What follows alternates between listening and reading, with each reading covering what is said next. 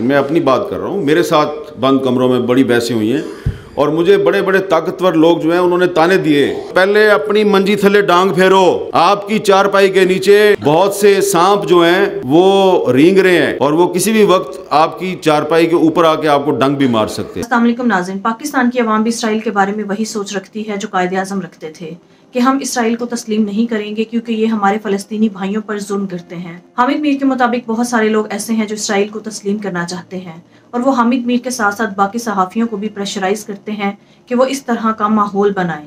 آئیے پہلے ان کی گفتگو سنتے ہیں پھر اس پر بات کرتے ہیں۔ عالم اسلام کے حکمران جو ہیں وہ غزہ کے مسلمانوں کے لیے اس طرح سے کیوں نہیں کھڑے جس طرح کہ ان کو کھڑا ہونا چاہیے، سب کو ہی پتہ ہے، لیکن یہ ہے کہ جواب جو ہے اس کو کھل کے بیان بہت کم لوگ کرتے ہیں۔ پہلے تو اپنے سے شروع کریں نا، پاکستان سے۔ پاکستان کی جو پالیسی ہے فلسطین کے بارے میں کیا وہ کلیئر ہے؟ میرا خیال ہے کہ بہت سے لوگوں کو نہیں پتا۔ آپ کو صرف یہ پتا ہے کہ پاکستان اسرائیل کو تسلیم نہیں کرتا، بس اتنا پتا ہے۔ جب آپ کا وزیر اعظم کہتا ہے کہ مسئلہ فلسطین کو 2 اسٹیٹ سولوشن کے ذریعے حل کیا جائے تو اس کا مطلب یہ ہے کہ آپ اسرائیل کو تسلیم کر رہے ہیں، اور اس کا مطلب یہ ہے کہ آپ بانی پاکستان قائد اعظم محمد علی جناح کا جو سٹینڈ تھا، جو نظریہ تھا اس سارے معاملے پہ، آپ اس کی نفی کر رہے ہیں۔ سب سے پہلے تو آپ کو اگر احتجاج کرنا ہے، آواز بلند کرنی ہے تو اس مسئلے پہ بلند کرنی چاہیے اور یہ سوال کرنا چاہیے کہ کون سی پاکستان کی پارلیمنٹ جو ہے اس نے مسئلہ فلسطین کے 2 اسٹیٹ سولوشن کو اپروو کیا ہے یا منظوری دی ہے۔ آپ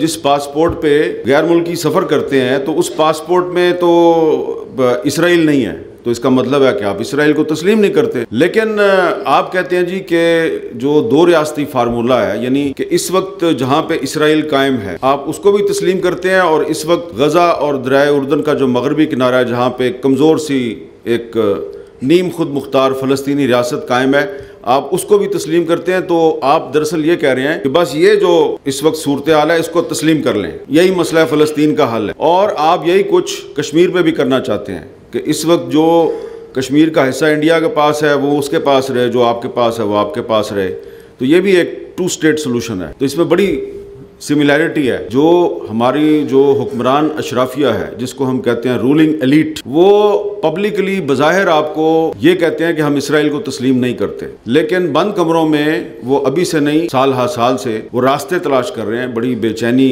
ہے ان کو، وہ راستے تلاش کرتے ہیں کوئی طریقہ ایسا مل جائے کہ ہم جناب اسرائیل کے ساتھ دوستی کر لیں۔ اور یہ کوئی سنی سنائی بات نہیں میں کر رہا، میں اپنی بات کر رہا ہوں، میرے ساتھ بند کمروں میں بڑی بحثیں ہوئی ہیں اور مجھے بڑے بڑے طاقتور لوگ جو ہیں انہوں نے تانے دیے کہ تم ہر معاملے میں قائد اعظم کو لے آتے ہو، تم نے قائد اعظم کو اپنا کور بنایا ہوا ہے کہ جی فلسطین کو تسلیم نہیں کرنا کیونکہ قائد اعظم نے تسلیم نہیں کیا تھا۔ ہم کہتے ہیں جناب کہ یہ پاکستان تو اسی نے بنایا تھا نا، تو قائد اعظم کا پاکستان ہے تو پالیسی بھی قائد اعظم کی چلنی چاہیے، آپ کون ہے؟ تو پھر اس کے بعد پھر جو اس کے بعد ہوتا ہے وہ ایک دوسرا موضوع ہے۔ برِ صغیر پاک و ہند کے جو ہمارے علماء کرام تھے، ہمارے سیاسی لیڈر تھے، ان کے آپس میں اختلافات تھے، فلسطین پہ ان کا کوئی اختلاف نہیں تھا۔ تو آپ دیکھیں کہ بانی پاکستان نے اسرائیل کو نہ صرف تسلیم کرنے سے انکار کیا بلکہ جو یونائٹڈ نیشنز کی جو ریزولوشن ہے اس کو بھی ریجیکٹ کر دیا۔ یہ کوئی جرم تو نہیں ہے، کشمیر پہ یونائٹڈ نیشنز کی ایک قرارداد تو نہیں ہے، 17 قراردادیں ہیں، 1948 سے لے کے 1957 تک 17 قراردادیں منظور ہوئی ہیں، انڈیا ایک کو بھی نہیں مانتا۔ اگر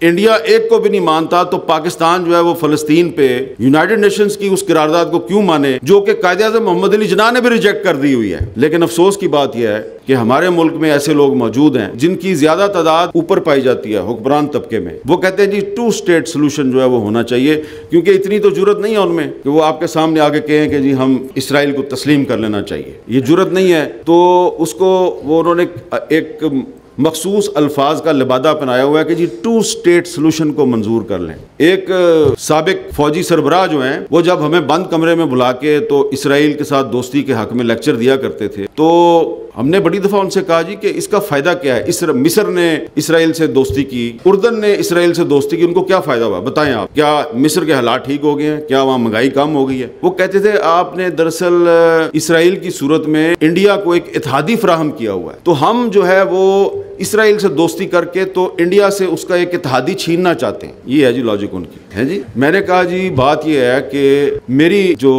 नाकस अकल है उसके मुताबिक जब तक पाकिस्तान अपना न्यूक्लियर प्रोग्राम रोल बैक नहीं करता आपकी इसराइल के साथ दोस्ती नहीं हो सकती। तो वो कहते थे नहीं नहीं नहीं नहीं उसकी फिक्र ना करें। तो ये मैंने आपको एक बात बताई है कि ठीक है, आप OIC के ऊपर भी सवाल उठाएं, सबके बारे में बात करें, मिस्र के बारे में बात करें, उर्दन के बारे में पहले अपनी मंजी थले डांग फेरो। आपकी चारपाई के नीचे बहुत से सांप जो हैं वो रेंग रहे हैं और वो किसी भी वक्त आपकी चारपाई के ऊपर आके आपको डंक भी मार सकते हैं। तो वो जो मंजी के नीचे डांग फेरना है ना, वो बड़ा जरूरी है। एक बात मैं जरूर कहना चाहता हूँ, मैं इस मौजू पे बड़ी लंबी लंबी बातें आपके साथ कर, क्योंकि मैंने गजा में बड़ा वक्त गुजारा है और मैंने वहां पे देखा है कि वो लोग जो है वो पाकिस्तान से कितनी मोहब्बत करते हैं। यकीन करें कि वहां के जो बच्चे वो भी पाकिस्तान का नाम सुन के तो तालियां मारनी शुरू कर देते हैं।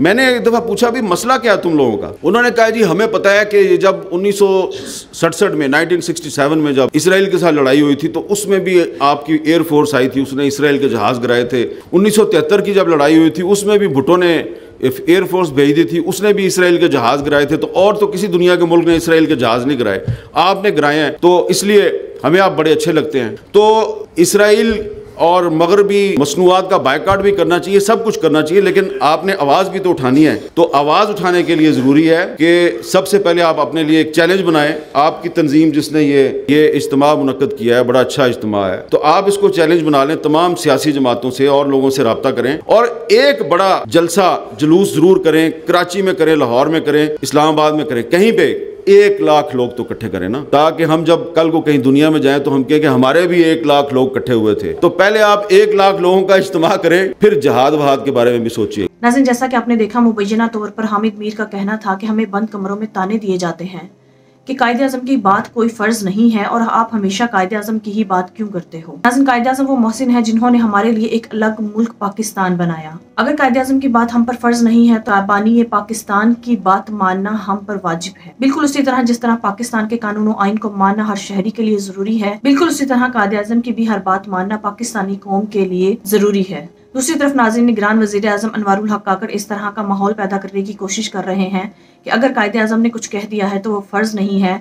अगर हमें कायदे आज़म के अगेंस्ट जाकर भी कोई फैसला करना पड़े तो इसमें कोई हर्ज नहीं है। आज निगरान हुकूमत के किसी भी ओहदेदार, नवाज शरीफ या उनकी बेटी के बारे में अगर कोई भी बात की जाती है तो उसे उठा लिया जाता है, जुल्म और ज्यादती का निशाना बनाया जाता है और उनसे इस बात की बासपर्स की जाती है कि आपने इनके खिलाफ बात क्यों की और इनके खिलाफ बोलने की तुम्हारी हिम्मत कैसे हुई। लेकिन आज कायदे आज़म के बारे में इस तरह की बात कहने में कोई हद तक महसूस नहीं की जा रही कि कायदे आज़म की कही गई बात कोई फर्ज नहीं है। अगर कायदे आज़म के खिलाफ जाकर फैसला करना पड़े तो हमें कर लेना चाहिए। नाज़रीन, बतौर पाकिस्तानी हमारे लिए जरूरी है कि हम बानी पाकिस्तान को सिर्फ नोटों पर छापने के लिए इस्तेमाल ना करें, बल्कि उनकी कही गई नसीहतें, उनकी बातें और उनकी सोच को अपने अंदर पैदा करें ताकि हम सही तौर पर कायदे आज़म की कुर्बानियों और एहसानात का बदला चुका सकें। क्योंकि नाज़रीन, कायदे आज़म ने बिला वजह ही इसराइल को तस्लीम करने से इनकार नहीं किया था। इस तरह की फिरौनियत आज इसराइल कर रहा है और फलस्तीनियों पर क़यामत बरपा है, लेकिन इसराइल अपनी शैतानी हरकतों से बाज नहीं आ रहा। कायदे आज़म को पहले ही इस बात का इदराक हो चुका था कि इसराइल अपनी शैतानी हरकतों से बाज नहीं आएगा, इसीलिए उन्होंने इसराइल को तस्लीम करने से मना कर दिया था। नाज़रीन, आपकी इस बारे में क्या राय है? कमेंट में जरूर बताइएगा। अगली वीडियो में मिलते हैं, तब तक के लिए अल्लाह हाफ़िज़।